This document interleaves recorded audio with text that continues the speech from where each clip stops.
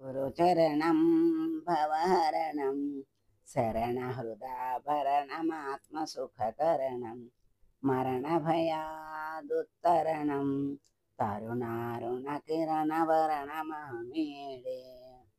శ్రీ సద్గురు పరబ్రహ్మణే నమ. ఈరోజు పంచీకరణలో జగత్ సృష్టిలో ఉన్నటువంటి వాటిలో ఈరోజు దశవిధ నాదములు అంటే 10 రకాలైన నాదాలు ఉన్నాయి సృష్టిలో. ఆ నాదాలు ఏంటో మనం తెలుసుకుందాం. చిణీనాదం, చిణీనాదం, చిణినాదం అంటారు. ఘంటానాదం, మృదంగనాదం, మేఘనాదం, శంఖానాదం, వీణానాదం, తాళనాదం, వేణునాదం, భేరీనాదం. ఇవన్నీ చిణీనాదం. చిణీనాదం అంటే ఘంటానాదం అంటే గంట అని తెలుసు కదా. మృదంగం తెలుసు. మేఘం గర్జించినప్పుడు మేఘనాదం అంటారు.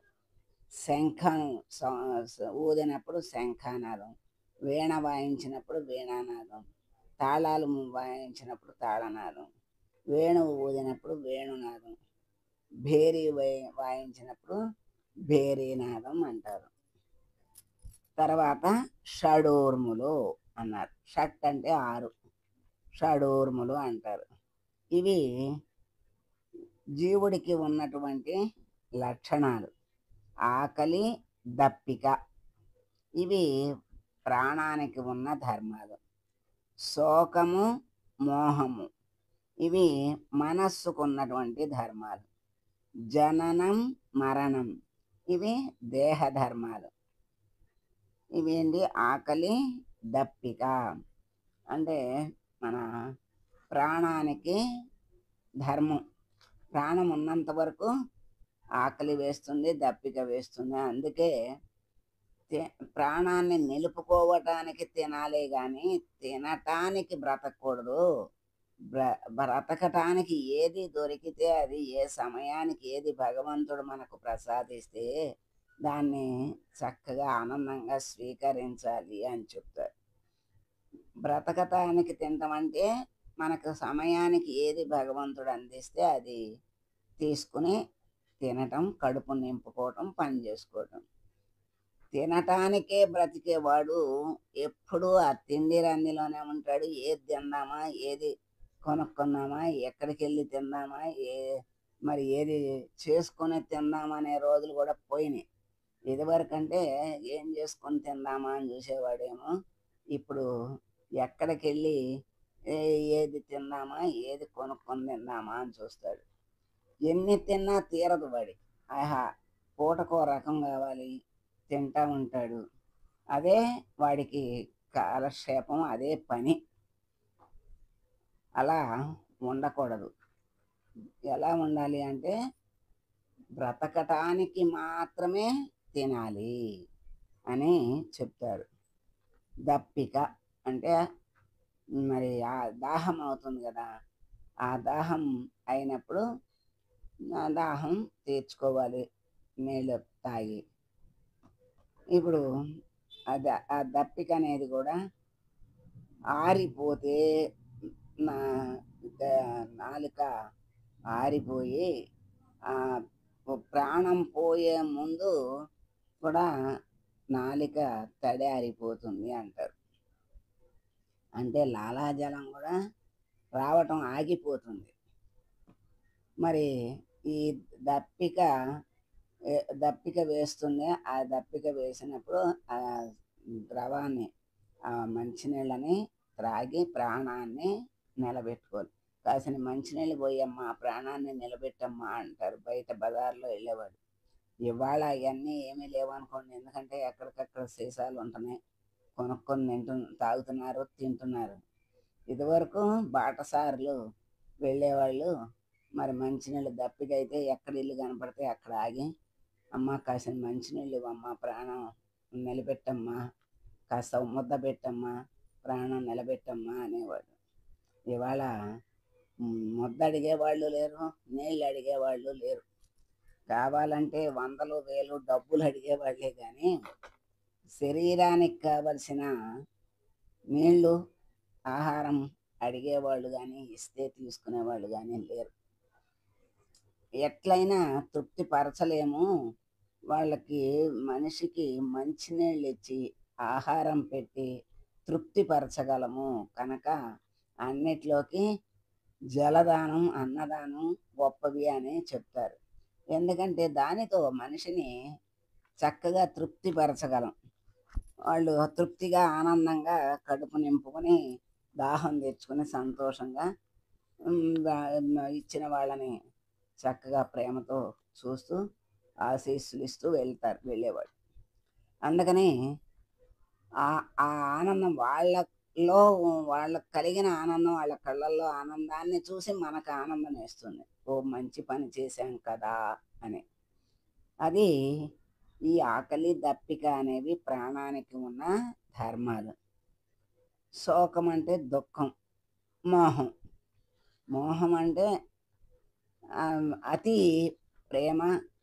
మరి వాటిని మోహం అంటే అవసరమైన వాటి మీద, అవసరం లేని వాటి మీద ఇష్టపడటం, కావాలనుకోవటం మోహం. ఈ బంధాలు కూడా మరి ఆధ్యాత్మిక మార్గంలోకి వచ్చాక బంధాలు కూడా మోహమే. ఎందుకంటే బంధాలను కూడా అతిగా మరి ఆశ్రయిస్తే శోకం వస్తుంది. అది దూరం అయితే శోకం వస్తుంది. అందుకని అట్లా నిర్లిప్తంగా ఉండమంటారు. అది సాధ్యమయ్యే పని కాదు. ఈ శోకము, మోహము అనేవి మనస్సు యొక్క ధర్మాలు. ఈ జననం మరణం అనేది అందరికీ తెలిసిందే. శరీరం పుడితే జననం, పోతే మరణం. ఇవి దేహ ధర్మాలు. ఇవన్నీ తెలుసుకుని ఇవి ఎవరికి ఉన్నాయి? దేహానికే కానీ ఆత్మకు లేవు అని తెలుసుకోవడమే దీని యొక్క అర్థం, పరమార్థం. ఆత్మకు ఏ ధర్మాలు లేవు, ఏ మోహాలు లేవు. ఇవన్నీ శరీర ధర్మాలు. మరి ఇక్కడ శరీర ధర్మాలు రెండే కదా చెప్పింది.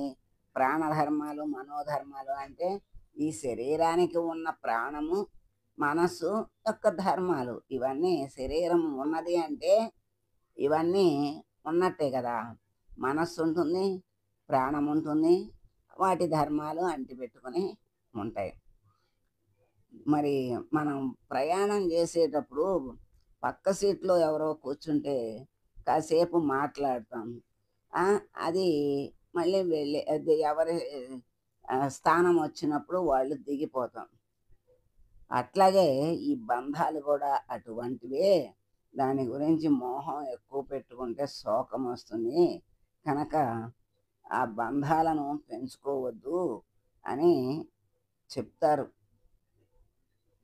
అది షడూర్ములు అంటే ఈ 6 ఈ ఉండకూడదు.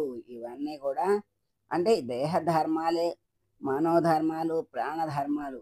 వాటిని వాటి ధర్మంగా అవి నడుస్తున్నవి కనుక మనం వాటినే పట్టించుకోవాల్సిన అవసరం లేదు. అది దేని ధర్మం దానికి ఉంటుంది. అది దాని ధర్మంగా అది నడుస్తూ ఉంటుంది అని తెలుసుకుంటే ఇవన్నీ ఆత్మకు లేవు, శరీరానికి కానీ నేనెవరు? ఆత్మను గనక నాకు లేవు అని జ్ఞానంతో నడుచుకోమని చెప్తారు. తర్వాత అరిషడ్వర్గములు. అరి అంటే శత్రువు, షట్ అంటే 6, వర్గం అంటే గుంపు.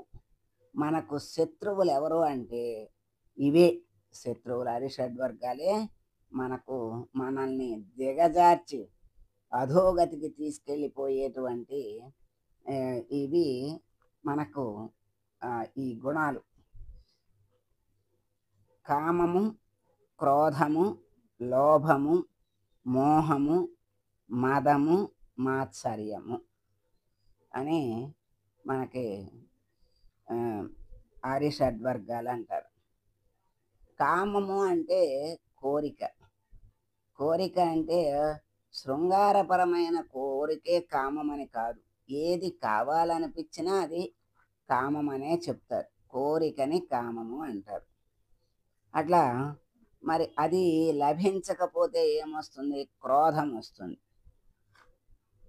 అది లభించకపోతే క్రోధం వస్తుంది. మనుషుల మీద వస్తుంది, పరిస్థితుల మీద వస్తుంది, దేవుడి మీద వస్తుంది, తన మీద తనకి వస్తుంది. అప్పుడు భ్రష్టత్వం కాకపోతే ఏముంటుంది? అందుకే కోపం వచ్చినప్పుడు నీ మొహాన్ని అద్దంలో చూసుకో అని చెప్తారు పెద్దలు. గురుబోధల్లో కోపం వచ్చినప్పుడు నీ మొహాన్ని అద్దంలో చూసుకో, ఎంత అందంగా ఉంటుందో చూసుకోమని చెబుతారు. అట్లాగే ఒక స్వామి దగ్గరకు వెళ్ళి ఒకళ్ళు, నాకు బాగా కోపం వస్తుంది, ఆ కోపం తగ్గాలి అంటే ఏం చెయ్యాలి అంటే, నువ్వు మాట్లాడకు, ఇంట్లోకి వెళ్ళి మంచినీళ్ళు తాగి వచ్చి మాట్లాడు అని చెప్తారు స్వామి. ఈ లోపల వెళ్ళి మంచినీళ్ళు తాగి వచ్చేసరికి ఈ కాస్త సమయంలో ఆ కోపం తగ్గిపోతుంది, ఆలోచన వస్తుంది, తర్వాత మంచినీళ్ళు తాగేసరికి కోపం తగ్గిపోతుంది. అందుకే కొంతమంది నేను తాగను, తినను అని భీష్మించుకుంటారు. ఎందుకంటే అంతవరకు పట్టు ఉంటుంది. తినేసి తాగేస్తే పట్టు ఉండదు. అందుకని భీష్మించుకుంటారు. కానీ అది ఎంత మరి సబబు అంటే ఎంతసేపు ఉంటారు? ఎన్నాళ్ళు ఉంటారు? ఉండరు కదా! మరి ఇప్పుడు భీష్మించుకున్న తర్వాత తింటే ఇంకా చులకనే కదా! అందుకని పెద్దవాళ్ళు ఏం చెప్తారంటే, అన్నం పరబ్రహ్మ స్వరూపం గనక అన్నం మీద ఎప్పుడూ అలగకూడదు. అలిగితే మళ్ళీ నీకు లేకుండా పోతుంది, దక్కదు. అందుకని అన్నం మీద అలగద్దు. నువ్వు దేని మీదన్నా అలుగు, నీ కోపం ఇంకా దేని మీదన్నా ఉంచుకో, కానీ అన్నం మీద ఉంచుకోవద్దు. అన్నం తినాలి, అన్నం మానేయకూడదు అని చెబుతారు. ఆ అన్నం తినేసరికి ఆ కోపము, ఆ రౌద్రము అన్నీ తగ్గిపోతాయి. అట్లా మరి క్రోధం, లోభం మనం కోరుకున్నాం, కోరుకున్నది దక్కింది, దక్కితే అది లోభంగా మారుతుంది. ఎందుకంటే అది మన ఏం చేస్తాడు? ఎదుటివాడికి ఉపయోగపడినవాడు తాను కూడా ఉపయోగించుకోవడానికి దడుస్తాడు. అది ఎక్కడ పాడైపోతుందో, లేకపోతే ఎక్కడ ఏమైపోతుందో, లేకపోతే వాడితే చూస్తే ఎవరన్నా అడుగుతారో, అడిగితే ఇవ్వకపోతే మరి మొహమాటం బాగుండదు అని తెచ్చుకొని వాడుకోనప్పుడు ఇంకెందుకది? అనవసరం. తాను వాడుకోవచ్చు, ఎవరన్నా అడిగితే జాగ్రత్త అని చెప్పి ఇవ్వచ్చు. మరి ఒకరికొకరు సహకారం, సహాయ సహకారాలు ఉంటేనే మనిషి సంఘజీవిగానే. మరి కాకపోతే ఒకళ్ళ వస్తువుని తీసుకొస్తే చాలా జాగ్రత్తగా వాడి మళ్ళీ వెంటనే పని అవగానే అప్పచెప్పే లక్షణం ఉంటే అది అసలైన మంచి లక్షణం. ఇచ్చారు కదా అని తీసుకుని వాడేసి పాడు చేసి ఇవ్వటం, లేకపోతే మళ్ళీ ఇవ్వకుండా ఆళ్ళు అడిగేదాకా ఉంచుకుంటే అది ధర్మం కాదు. అంటే అసలోళ్ళు వచ్చి అడగాలంటే అది ధర్మం కాదు కదా! నువ్వు కావాలని అడిగి తెచ్చుకున్నప్పుడు అవసరం తీరగానే ఇచ్చేయాలి. అది ధర్మం అంటే. మరి అది ఒకళ్ళకొకళ్ళు సహాయ సహకారాలు చేసుకోవాలి. చక్కగా చేసుకుంటే మరి సంఘజీవి మనిషి బాగుంటుంది. అది లోభిగా ఉంటే మరి అందుకే అంటారు, లోభంతో డబ్బులన్నీ దాసి దాన ధర్మాలు చెయ్యకపోతే అగ్నిదేవుడు దొంగల పాలు, రాజుల పాలు అవుతాయి తప్ప అవి ఎవరికి ఉపయోగపడవు అని చెబుతారు. అంటే దాన్ని సద్వినియోగం చేస్తే, చక్కగా దాన ధర్మాలు చేస్తే దానికి 100 రెట్లు మళ్ళీ తిరిగి ఈ జన్మలోనో పై జన్మలోనో తిరిగి వస్తుంది. మరి ఏమీ చేయకుండా అట్లా పాతిపెట్టి అట్టిపెట్టి ఎవరికి ఉపయోగపడకుండా చేస్తే వాటికి ప్రయోజనం ఉండదు. ఎవరో చూస్తారు, దోచుకుపోతారు. లేకపోతే రాజులకు తెలిస్తే సుంకాల కిందగా పెడతారు. అట్లా ఏ అగ్ని ఏ ఇంట్లో సూర్యులోనో రాస్తే అగ్నిపాలు అంటే ఇదివరకు సూర్యుళ్ళు ఉండేవి కదా, అగ్నిదేవుడు స్వాహ చెయ్యొచ్చు. అట్లా విధంగా లోభి యొక్క ధనము ఎవరికీ పనికి రాకుండా పోతుంది. అంత లోభం అనేది పనికిరాదు. మోహం, దాని మీద ఒక వస్తువును కొనుక్కొస్తే అదే నా ప్రాణం, అదే నా ప్రాణం అని మరి దాన్ని ఆ, అదే ప్రాణంగా దాని మీదే మనసు పెట్టుకుని ఉంటే అది చెడిపోతే బాధ. ఏ వస్తువైనా చెడుతుంది, మనిషికైనా వస్తువుకైనా అన్నిటికీ మరి మరమ్మతులు తప్పవు. అట్లా దాని మీద మోహం పెట్టుకొని అదే నా పంచ ప్రాణాలు, అదే నా పంచ ప్రాణాలు అనుకుని వాడుకోకుండా ఉన్నా లాభం లేదు. మరి ఆ మోహం, అంత మోహం పనికిరాదు. మనం వాడుకోవాలి, తెచ్చుకున్నది ఉపయోగించుకోవాలి. మదం అంటే నాకే ఉన్నది అనే మదం. నాకు ఒక ఎక్కువ, ఎవరికన్నా ఎక్కువ ఏదన్నా ఉందనుకోండి, నాకే ఉన్నదని మదం ఉంటే వాడు పైకి రాడు, గౌరవింపబడడు. ఉన్నవాడు ఇంకా వినయంగా ఉంటే వాడి కీర్తి ప్రతిష్టలు ఇంకా ప్రకాశిస్తాయి. అందుకని మదం అనేది పనికిరాదు. నాకే ఉన్నది అనేటువంటి అహంకారమే మదం అంటారు. మాత్సర్యం అంటే ఇది మహాదారుణమైనది. నాకున్నది ఇంకొకడికి ఉండకూడదు అనుకుంటాడు. అంటే నాకున్నది వాడు కూడా కొనుక్కున్నాడు అనుకో, అప్పుడు నా గొప్పతనం ఉండదు. అందుకని నాకున్నది ఇంకొకడికి ఉండకూడదు, నాకే ఉండాలి అనేటువంటి దారుణమైన భావం. అది దోస చాలా చెడు భావం.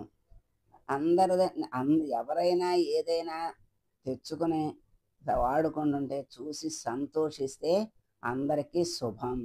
ఇలా ఏడిస్తే వాళ్ళకి కాదు, ఎవరు ఏడుస్తారో వాళ్ళకే నష్టం. అది వాళ్ళకి తెలియదు కానీ ఎవరు చేసుకున్నది వాళ్ళకే వస్తుందని చెప్తున్నారు కదా. ఆ విధంగా మాత్సర్యము అంటారు. ఇవి 6 శత్రువర్గంలోనివి. ఈ శత్రువులు మన మీద పడితే మరి మనం మనల్ని అణిచేస్తారు కదా. మన మీద పడటం కాదు, ఇవి మన లోపలే ఉంటాయి.